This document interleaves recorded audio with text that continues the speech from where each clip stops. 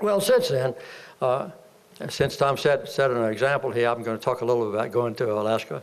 I was lucky enough to have a contract with a television network, and they wanted to take me and Rosen up to Alaska in a very large helicopter with a small one tagging along behind, and we spent 10 days in ANWR, along the coast, visiting the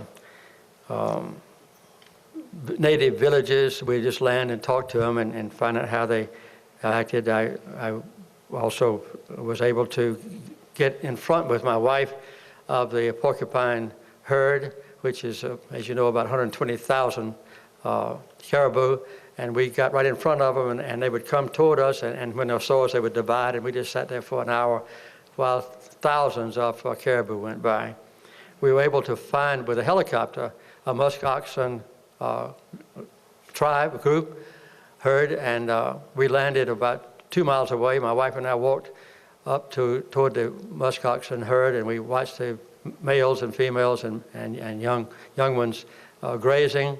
And then I deliberately put my hand up like this and waved it above a hammock, and they immediately got in a protective circle looking outward with the females and babies inside. We got very close to a flock of Dall sheep. It had 32 in it.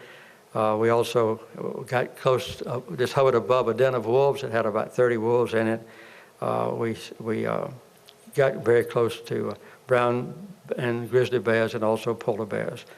And I caught grayling, and I caught Arctic char and salmon. And I also caught a 12-pound rainbow on a tie that I flied. A fly that I tied. It was on the Copper River going into Iliamna Lake. It wasn't in the wildlife refuge.